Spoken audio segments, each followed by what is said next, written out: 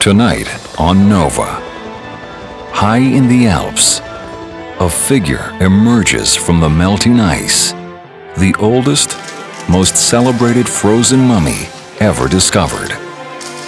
With a grass cape, a copper axe, a quiver full of arrows.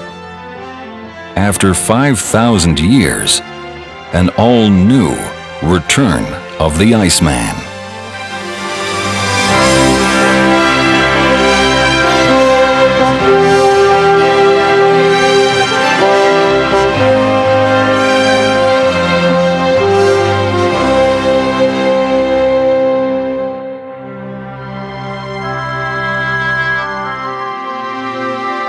Major funding for Nova is provided by the Park Foundation, dedicated to education and quality television.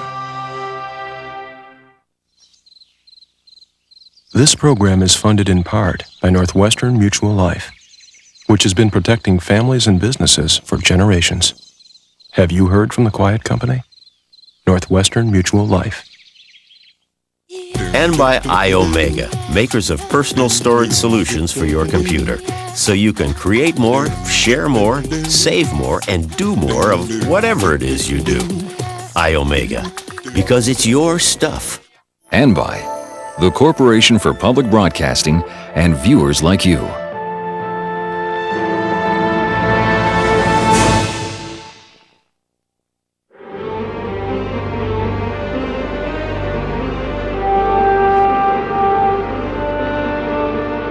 More than 5,000 years ago, a man set out on a journey into the Alps.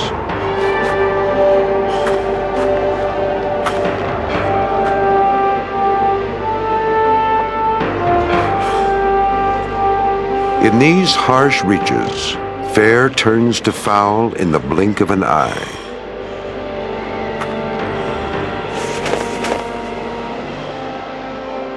Beneath a mantle of snow and ice, the man perished, his travels interrupted, his story lost.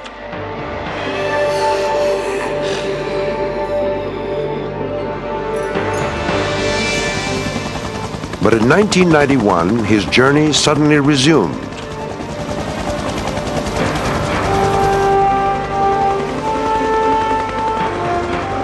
It had been the warmest summer in recent memory, and the Alps were unusually bare. On the border between Austria and Italy, two hikers came across an unsettling sight: a body melting out of the ice. Suspecting a hiking accident, they alerted the owner of a nearby lodge. Ja, es werden eigentlich schon öfters gefunden, weil ja sehr viele. We found quite a few bodies. Many climbers have accidents. Die in den Gletscher eingeschlossen sind. Their bodies get lost in the glacier, and it usually takes 40, 50 years before they come back up.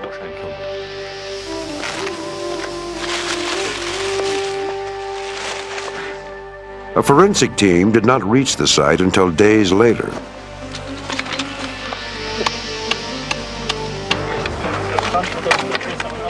Ill-equipped to dig a body out of the ice, they used a ski pole and an ice axe borrowed from passing hikers.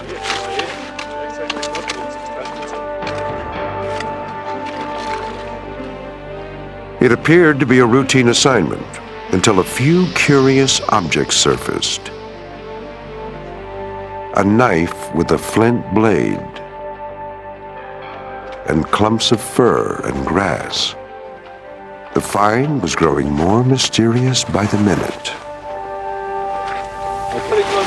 Das sind eine normale Gletschermumie. You could see immediately that this was no ordinary glacial mummy. Das hat man gleich gesehen. The body was rushed to the University of Innsbruck in Austria.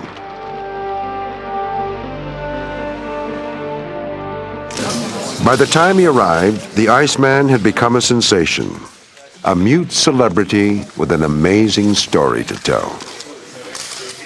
Judging from a primitive metal-bladed axe found with the body, archaeologist Konrad Spindler estimated the mummy was about 4,000 years old. The oldest frozen body ever discovered. News of the find swept the globe. For 4,000 years, he rested in peace. Now, suddenly, his is the most celebrated cadaver since King Tut. The discovery promised to shed new light on the obscure beginnings of European civilization. Of particular importance here is that he was not lying in a grave. He had not been buried. He came to us straight from his everyday life. So he provided information about that period which is normally always closed to us in archaeology. For us, that was so surprising, so fascinating. Miraculously, ice had preserved not only the body, but the equipment the Iceman had with him when he died. Ordinary possessions rendered priceless by time. A bead with rawhide strings, 2 dried mushrooms on leather straps, finely stitched clothing made from animal skins, an unfinished bow, taller than the Iceman himself, and remnants of a boot stuffed with grass still tied to one foot.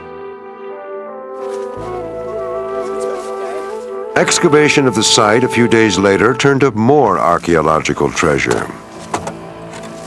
A cape made of grass.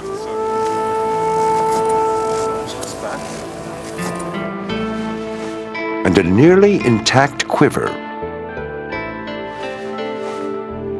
still full of arrows. But before scientists could begin their work, disaster struck. The Iceman had to be hustled into a freezer in the basement of the university because he had thawed and fungus was growing on his skin. Since then, the Iceman has rarely been removed from his icy quarters, and only for 30 minutes at a time. Still, after years of work by an international team of scientists, a portrait of this mysterious time traveler is finally emerging. The first question scientists had to tackle was the Iceman's age. Could he really be 4,000 years old? To find out, small samples of bone were removed for radiocarbon dating. Like all living things, bone contains a form of carbon called carbon-14. When an organism dies, that carbon begins to decay at a precise rate, like a clock ticking away into eternity. By measuring the amount of carbon-14 that remains in the body, scientists can calculate when the organism died. Amazingly, the original age estimate was off by more than 1,000 years. The Iceman was a staggering 5,300 years old. That placed him in the late Stone Age, far earlier in time than anyone expected.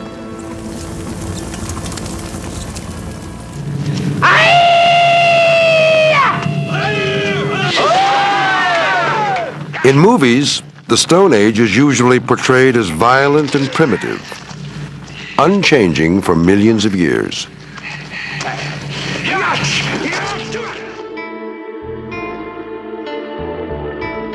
But the Iceman brings us face to face with the real Stone Age, a period of human evolution when our ancestors relied on stone for tools and weapons. For much of the Stone Age, people subsisted by hunting and gathering.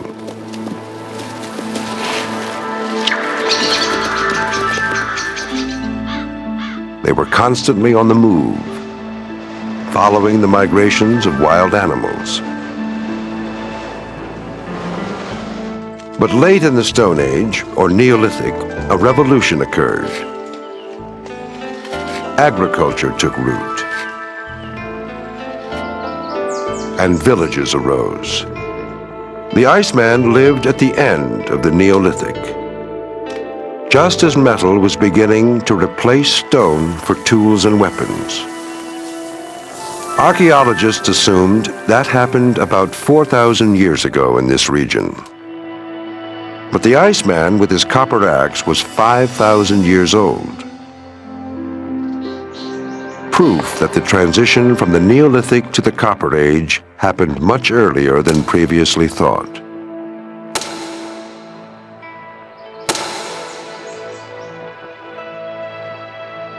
Within weeks of his discovery, the Iceman had become a local celebrity.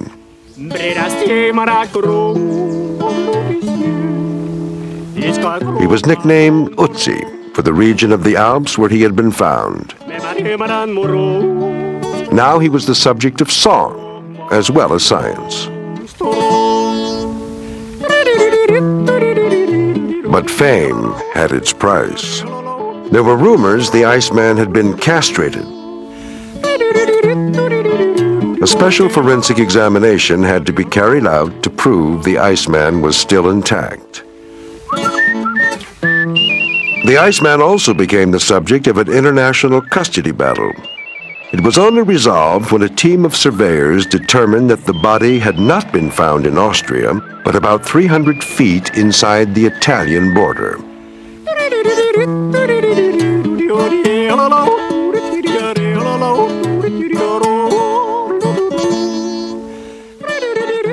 After much negotiation, Austria agreed to return the body to Italy in 3 years. With the Iceman's modern nationality settled, the mystery of where he came from 5,300 years earlier still lingered. So few Neolithic sites have been found in the area that archaeologists had little to go on. For clues to his origins, they turned to the raw materials he used for his belongings, in particular, flint. Many prehistoric flint objects found in this part of Europe come from a region of Italy just south of the Alps. Recently, Conrad Spindler led a dig here to determine whether flint had been mined in this area in the Iceman's time. It turned out that this flint contains various types of microfossils, which give it a very particular fingerprint. On this site, we also found a mine. Investigation showed that the flint here contained exactly the same quantity of microfossils as the Iceman's flint.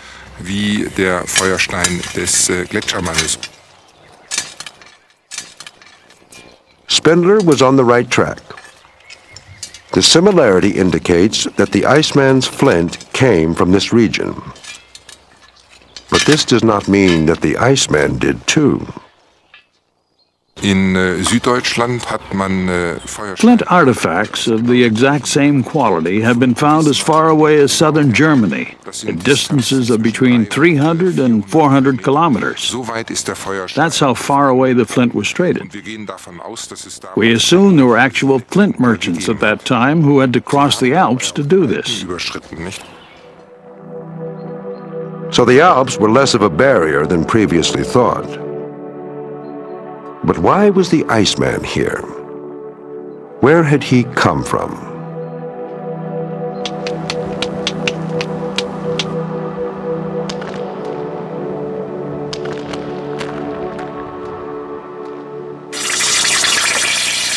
In search of more clues, scientists returned a year later to the site where the Iceman was found.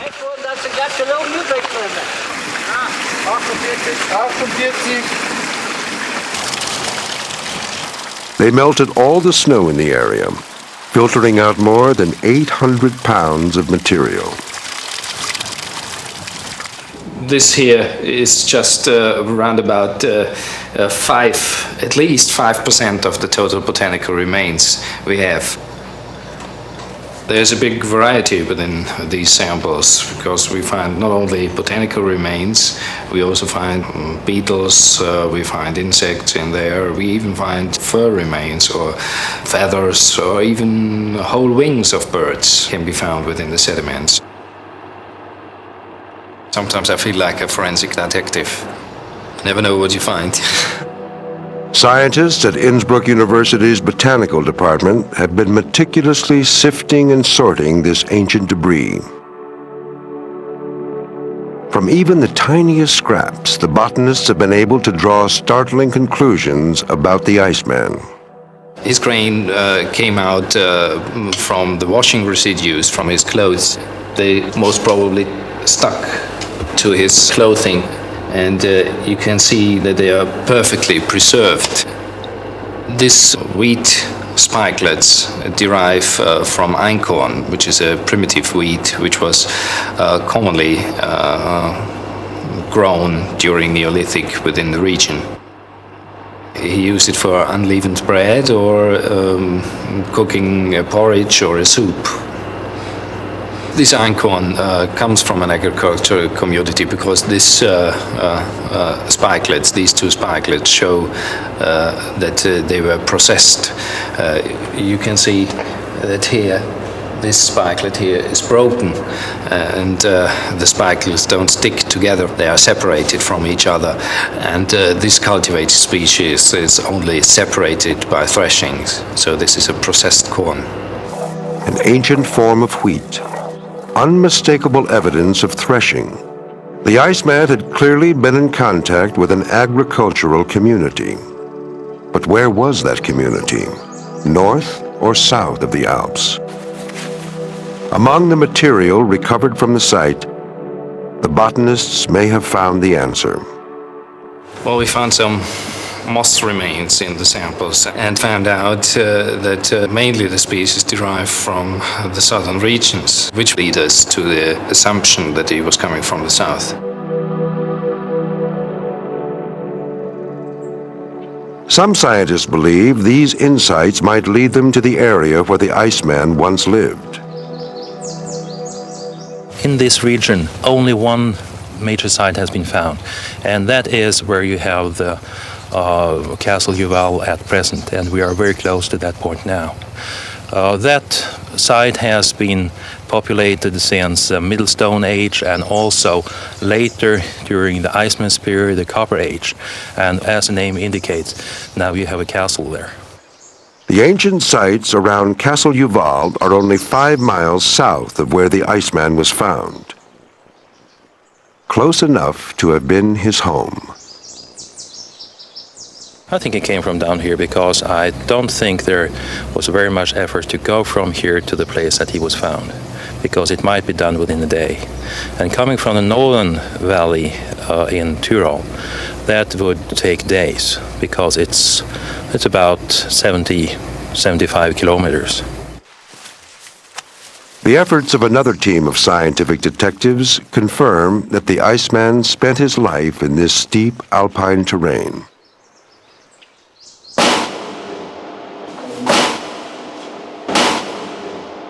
Also all das sind Indizien, dass die Gelenke doch sehr, sehr... Many clues point to the joints having been heavily used. This man walked a great deal. And perhaps, Horst, you can tell us your theory about strain on the lower leg. Wobei man diese Ausführungen über die extreme körperliche... Signs of this extreme physical stress are emphasized in this cross-section of the shin and fibula. Diese ganz typische, eher schmale, spitz oben nach vorne zulaufende... This typical narrow, pointed shape is a clue, indicative of lifelong physical strain, which can leave clues in the bone structure. Auch Spuren in den knöchernen Strukturen hinterlassen hat. Und es ist aufgefallen, dass auf der kleinen... We also noticed that on the little toe is a slightly darker area typical of chilblains. These are produced by frostbite, a condition we frequently see in high-altitude climbers. And the body holds more clues. Strange markings on the skin. Tattoos.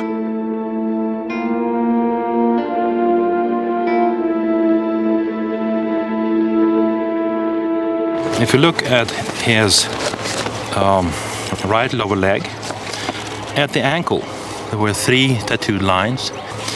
Looking further up here, there are 3 lines being here, and actually these lines were discovered by using infrared photography.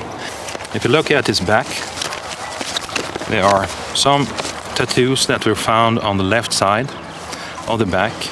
And these tattoos were at locations where he could not see them himself, so somebody else must have applied them. And this seems to have been some very ancient form of medical treatment, or you may say healing. Insgesamt kennen wir mittlerweile 57. We know of 57 tattoos on the body of the Iceman. And we know from primitive peoples that tattoos are not just used as adornment or insignia, but also for therapy. People apply tattoos to painful spots to soothe pain or to heal. We have to assume this with the Iceman, because the radiological studies, especially on these joints, have shown there were low to medium arthritic changes.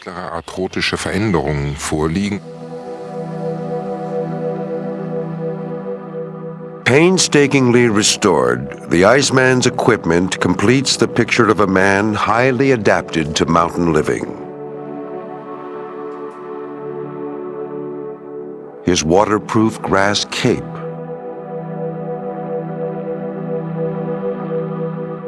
leather utility belt, full of tools. Even a lightweight frame backpack. The Iceman's equipment is superbly designed for such activity. He had all the necessary tools. He also had replacement materials, leather straps, sinew material. When something broke, he was self-sufficient and was able to repair it himself. In such an extreme environment, this is vital even today. Life in the Iceman's time is vividly evoked for the public by archaeologists at this museum in Denmark.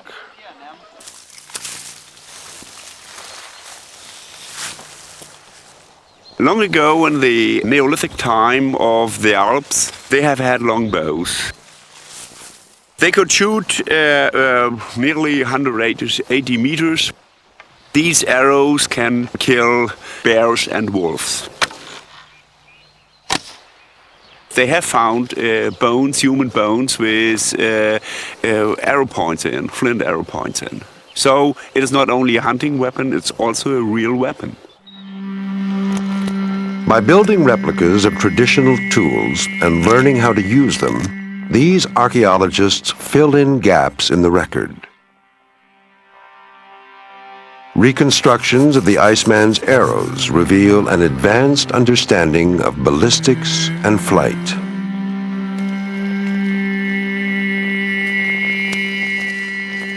The Iceman, he has used 3 feathers on it. That's like today the sport archers, they have also 3 feathers on it. And that is the same as when they today have a rocket with these wings on it. I fix the feather 2 times with a tar and second time with a thread. I have to open here and then I turn it in that way, so it goes in that way as a spiral around the arrow. I think the arrows are very solid. Look, when you have an arrow like this here, you can bend it and it cannot break in a quiver. The quiver. That's the first time that we have a complete equipment of a person, especially the bow equipment. We have found single arrows and single bows, but we didn't know what bow belonged to what arrow. And here we have not only the bow and the arrows, we have the quiver, and that was very special. Here you can, this quiver protects the flights here, we can close it. We have never expected that the Iceman has had such a beautiful construction.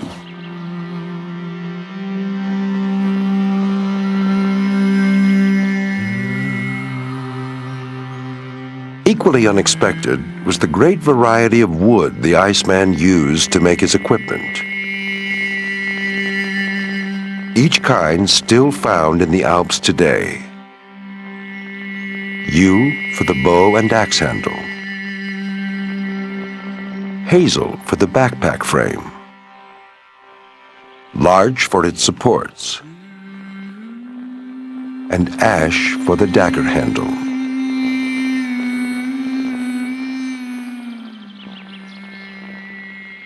Bedenken Sie nur, dass allein If you think about it, his equipment contained 18 different types of wood. This means that for every tool that he used, the axe handle, the knife handle, the arrow shafts, he sought out the most suitable material. And this is knowledge we've forgotten today. More evidence of the Iceman's skills was detected in strands of his hair found near the body.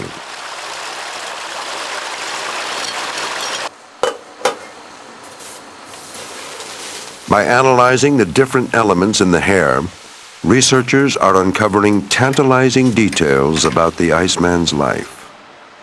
The first thing that we did with the hair was to look at it lengthwise, to look at the surface of the hair. After that, we scanned across these slices of hair, and you can distinguish between surface contamination and metabolized elements which tend to concentrate more along the center of the hair. We found copper particles on the surface, and when we sliced the hair, we found that the copper was indeed localized quite strongly on the surface of the hair. And we also found arsenic, which is equally unusual, and that's not that's not found in normal human hair. To the detection limits of our instrument, you don't usually see any arsenic. The Iceman's hair was covered in copper, and on the inside, it contained arsenic levels today found only in people with chronic arsenic poisoning. But could the hair have been contaminated by trace elements in the soil, absorbed as the Iceman froze? To find out, the team did the same tests on deer hair from his equipment. If you assume that the basic structure of the deer hair and human hair is similar, then any contaminants in the local environment would be absorbed equally by the deer hair and the human hair. But in fact, we found that the deer hair contained relatively small levels of copper and no arsenic. These are unusually high copper levels for natural contamination. He would have had to have been buried in the outflow from a copper mine or something to have obtained copper levels like this. I haven't seen anything like this in any other modern or archaeological hair that we've analysed. And certainly the fact that his deer hair doesn't have these same peaks of copper indicates that this is something that was particular to him during his life and not so much contamination after he was buried. Must mean he'd been exposed over a long period, perhaps, to arsenic vapour or arsenic dust.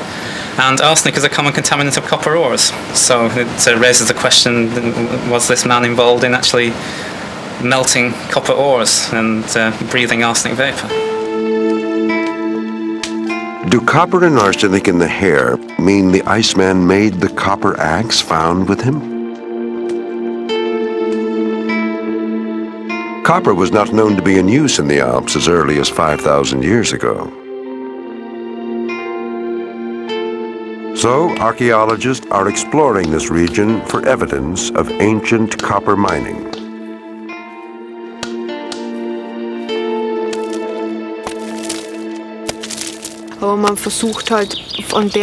We're trying to reconstruct mining as it was done then, and with the tools which we know were available at that time.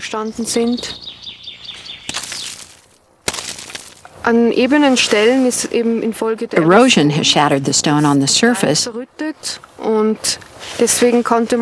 and this made it easier to extract. So they probably started mining here. It's certain that they found malachite, the green stone which contains copper ore. Copper ore suggests the site might have been a mine, but other evidence nearby doesn't yield its secrets quite as readily. The stones found on the slag heaps here have a typical grooved or notched appearance.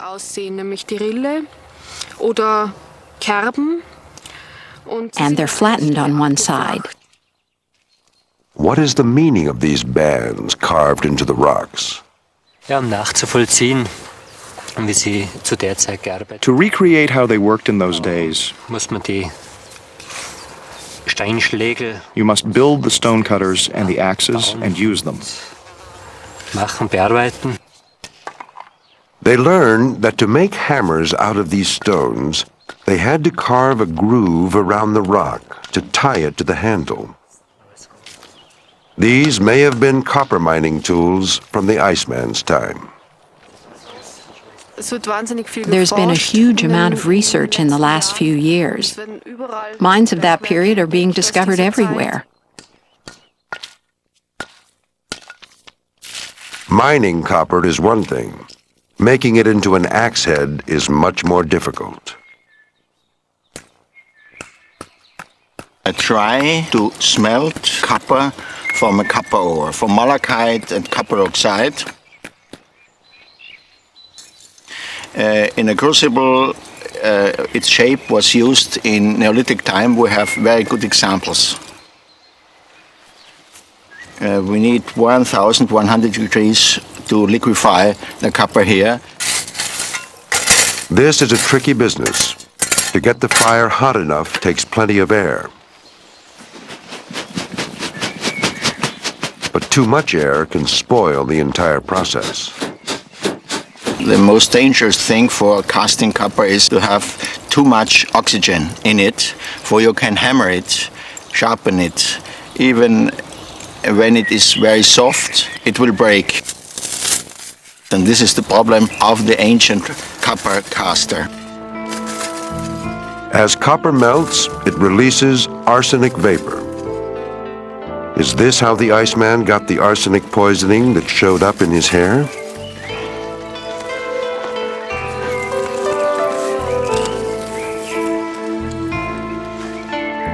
The final step in this process is to pour the copper into a mold. Done.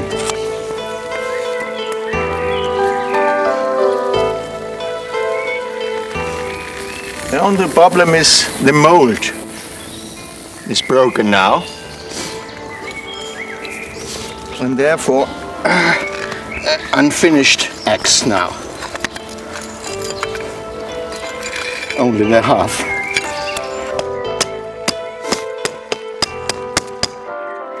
You can see the copper penetrated the seam. The seam was too broad, but this piece, you didn't see any bubble. That means no oxygen in it. We did it perfectly from the modern point of view of melting. It's a pity. We have to repeat it. I have the experience of, let me say, 20 experiments, and the Iceman or his craftsman, he knew this for some 100 times, yes? This is the big difference, I think, yes? Making an axe blade like the Iceman's is much easier using more up-to-date techniques. But we're going to produce a copper axe which is exactly the same in proportion and in composition as the Iceman's axe. We are cheating in many ways because we have all the modern cons. We have a gas-fired furnace, we have copper ready-made. We are using this wooden model, which is based on the Iceman's axe. All the tools that you've seen here would have been different. So we are compromising material. But in principle, the result would have been the same for the Iceman as it is for us.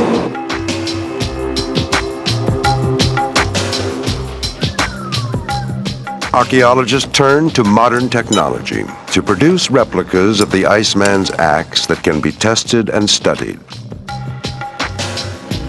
This is what the final object would have looked like. All the ones that have entered archaeological record have been polished. Now, that is a lot of elbow grease with sandstone, first of all, to get the smooth surface off, and then with sand and water, and you end up with a beautiful axe like this. But what did the Iceman actually do with his axe? Copper is a very soft metal that dulls easily. Archaeologists disagree over how useful the Iceman's copper axe blade really was.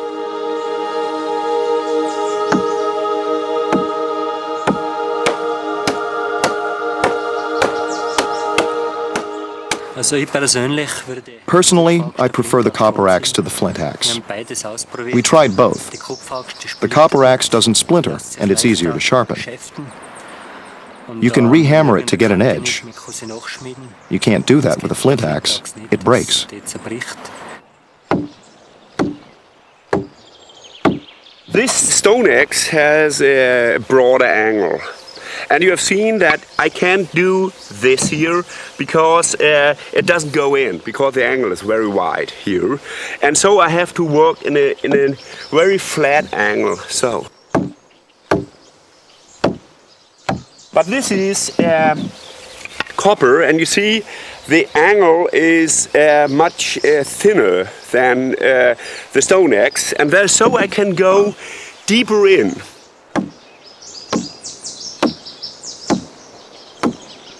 It couldn't have been used for any length of time because a copper axe like that is too soft. It would bend over after 20 minutes without hardening, without being alloyed. You can see it on this one. These are experimental axes. You have to ignore the large things, but if you look at that section here, it bends over like this after half an hour use. So it couldn't have been entirely for hard use. It must have been also a multi-purpose tool. Well, I would say that the copper axe is not practical at all because copper is so soft. It may be softer than flint, but it can be hardened by hammering, and it can be reforged many times. It doesn't break as easily. I think experiments have shown that, in fact, again, in practical terms, there aren't that many big differences in terms of the amount of use that one can get out of these materials. I think the differences may have much more to do with the meaning or significance that people attributed to metal as opposed to stone.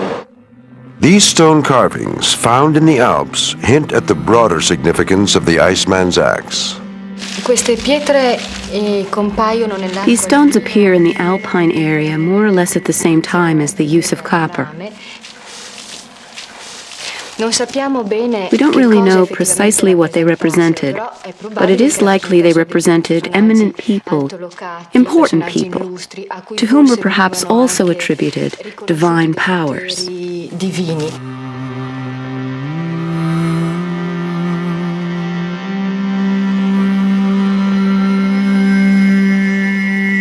The carvings on these large stones seem to suggest that the Iceman's axe was more than just a simple tool.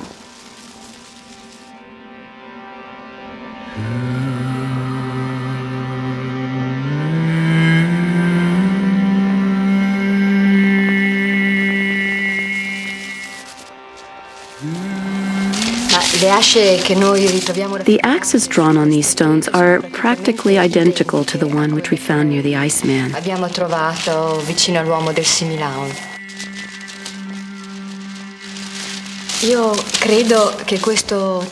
think this type of axe has a special significance. It must have represented a form of status symbol for that society. The power of the individual may have been underlined by the number and type of weapons the male owned.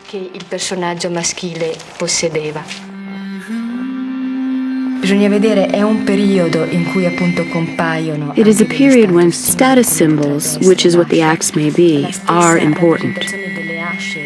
The representation of axes on the rocks tells me that particular attention was reserved for this type of object.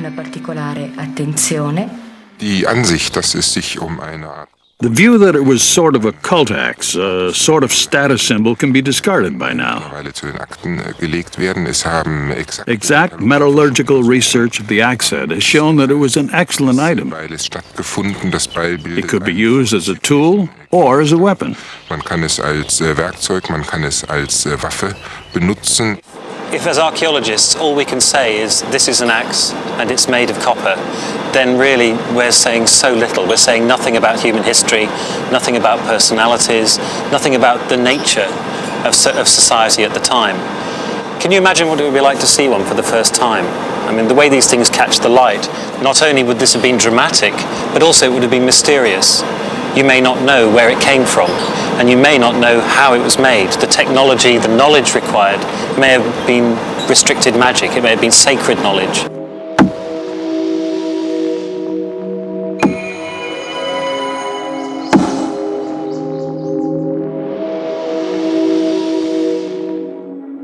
From the moment the Iceman was found, the most enduring mystery has been what he was doing on top of a mountain. The most plausible clues come from an ancient tradition still practiced today. The Iceman was discovered at the end of a long valley that pushes north from the plains of Italy. Every spring, local shepherds drive their flocks up this valley and over the high pass to summer pastures in the north.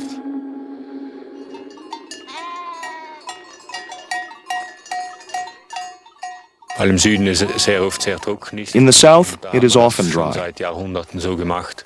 And so for centuries, the animals, sheep or goats, have been taken north. Nach Norden gegangen ist und dann wieder zurück. And then in the autumn, they are taken back. Und so wird das auch jetzt noch. That's still how it's done today. It was probably the same in the Iceman's day. The route the sheep take today passes far from where the Iceman was found. But this path was only carved in the last century with dynamite. The ancient route would have taken them right past his body.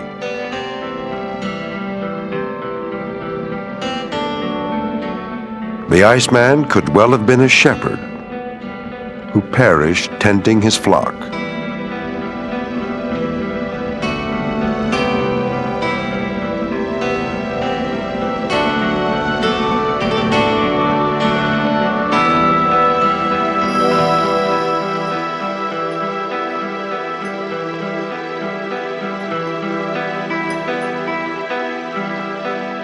This does not explain how he died, though.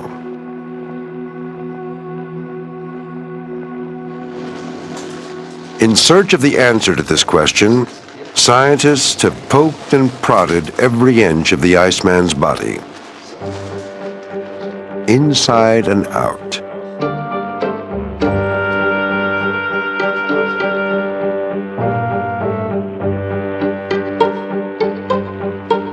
This team is making a small incision in the torso to insert an endoscope.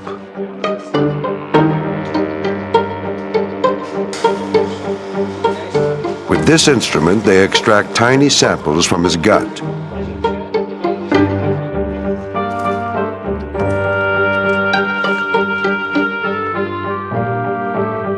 And learn that his last meal was meat and einkorn, the ancient form of wheat. But researchers have been allowed to remove very few pieces of the Iceman's organs, not nearly enough to satisfy scientific curiosity. Undaunted, they have had to find other ways of studying the Iceman without damaging his body. One of the Iceman's fingernails, which had fallen off in the ice, was analyzed for clues to the cause of his demise. The nail told us a lot. Much more than we expected, to be honest.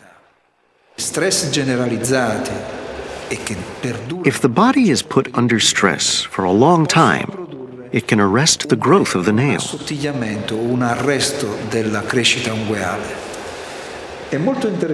It is very interesting to see that 60, 80, and 120 days before the man's death, there are lines of excessive cell formation on the nail.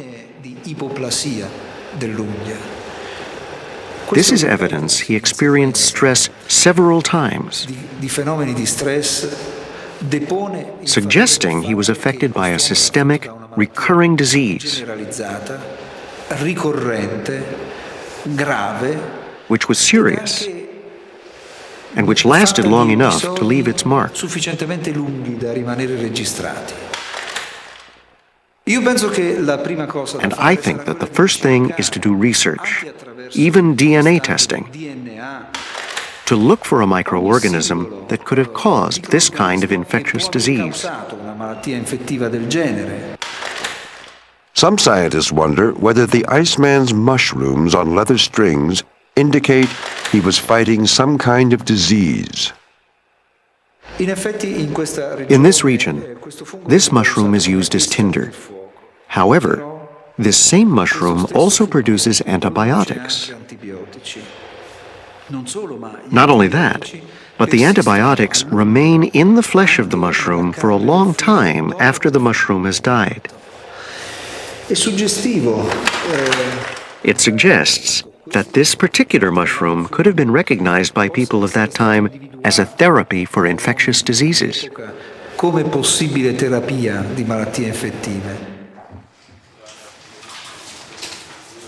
Still more evidence of health problems emerged in X-rays of the Iceman's body. We have found massive calcification in the aorta area of the stomach. We also found massive calcification in the brain's blood supply. I believe this was caused by fat deposits in the walls of the blood vessels, which led to hardening of the arteries. This was the result of a metabolic condition like high cholesterol.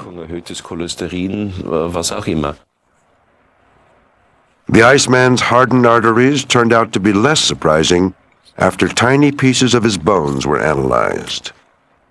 Microsamples were prepared and the structure of the bone was examined and evaluated. He turned out to be older than had been thought. The anthropologists believe he was at least 45 years old. In other words, quite a great age for that era. The discovery of broken ribs presents another tantalizing scenario. It is quite possible that, perhaps 2 or 3 weeks before his death, there was an accident where he broke his ribs. But they may have been broken during the recovery or in the course of thousands of years under the pressure of the ice. We can only say they're fractures, 5 or 6 in a row, many of which haven't healed. If they could study the fractures more thoroughly, scientists could learn more about how they occurred. The problem is that you need a piece of bone 1 or 2 centimeters long, and we're unlikely to be allowed to remove such a large piece of the mummy. Luckily, some of the most advanced techniques for examining a body are the least invasive.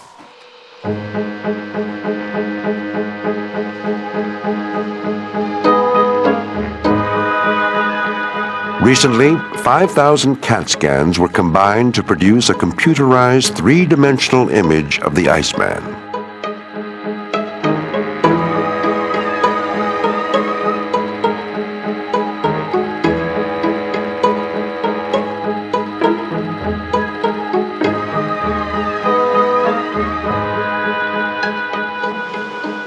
Immediately, this raised new questions about the Iceman's last moments.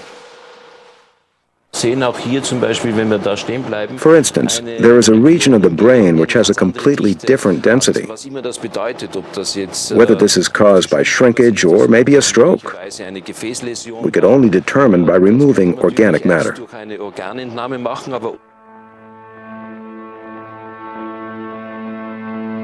Or perhaps there was no stroke, and the Iceman was simply a victim of the harsh alpine weather.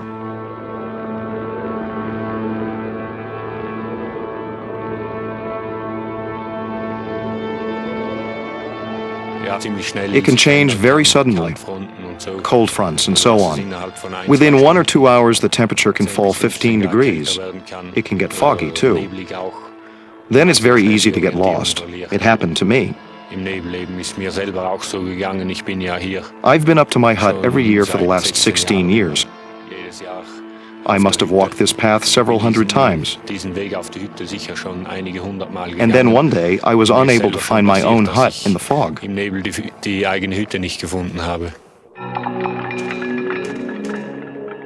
Maybe the Iceman also got lost in the fog on a journey into the high mountains.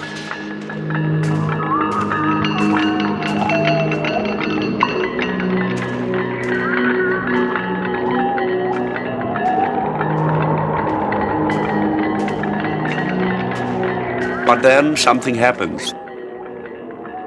Very soon it started to snow. He couldn't escape there because it was dark and he can't find the way in the darkness and during the snow. So he has to wait until the snowstorm was over. But it didn't stop. He waited. He was afraid himself. He knew that when he will fall asleep, he will be dead. Because then he will be killed by frost and ice.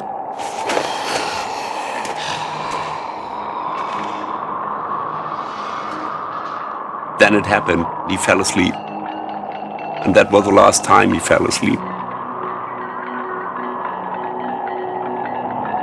Very often it happened. The ice is full of people who have fallen down the mountains or they died there.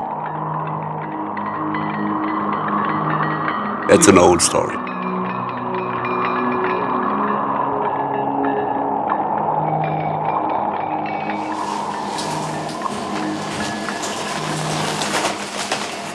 Ist sie zu dir? Ist keine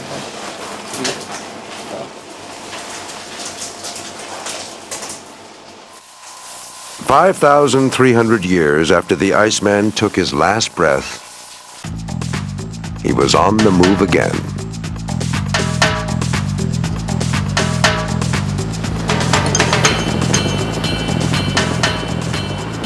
In early 1998, Austria turned the body over to Italy.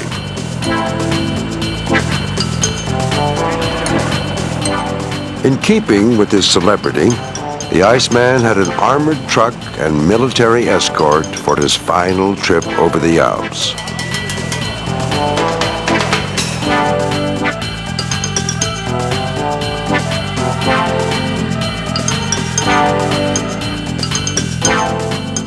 The Iceman's long journey finally ended in the northern Italian town of Bolzano, just a few miles from where scientists think he once lived.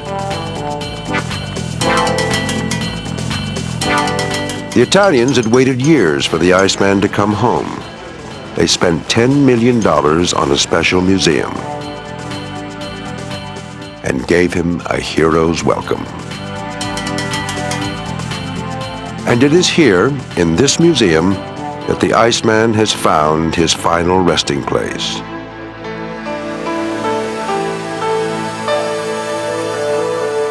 In a custom-built, climate-controlled freezer, he will be preserved for science and displayed to the curious public. But the Iceman will always be more than just a tourist attraction. In my view, the studies of the Iceman will never end because science is constantly developing. There are always new approaches to research. Colleagues in 50 years will still have much to learn from the Iceman.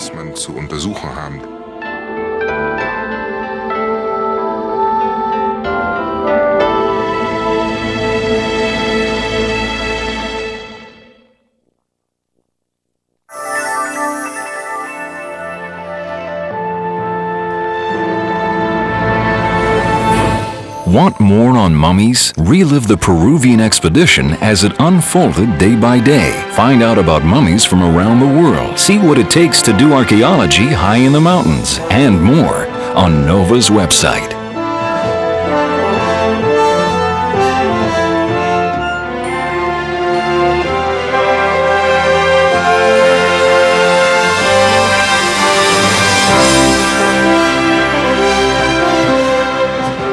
To order the show for $19.95, plus shipping and handling, call 1-800-255-9424 and To learn more about how science can solve the mysteries of our world, ask about our many other NOVA videos.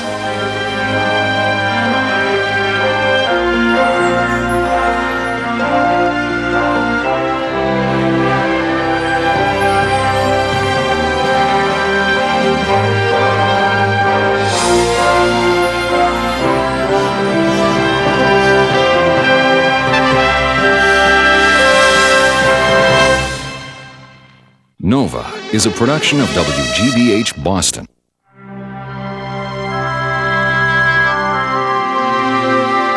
Major funding for NOVA is provided by the Park Foundation, dedicated to education and quality television. And by iOmega, makers of the Zip Drive and 100 megabyte zip disks, proudly bringing you the opportunity to learn new things and the space to store them in your own personal library. iOmega, because it's your stuff. This program is funded in part by Northwestern Mutual Life, which has been protecting families and businesses for generations. Have you heard from the Quiet Company? Northwestern Mutual Life. And by the Corporation for Public Broadcasting and viewers like you.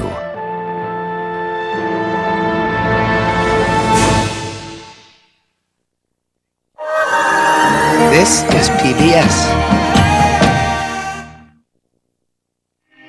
We can tell the story by looking at the way the earliest Christians thought about Jesus. On the edge of the millennium, Frontline takes on one of the epical events of Western civilization. The story of this country teacher coming. The story of how the death of one man changed the world. Was Jesus a Jew? Of course Jesus was a Jew. He is a Jewish Messiah. Watch From Jesus to Christ on Frontline.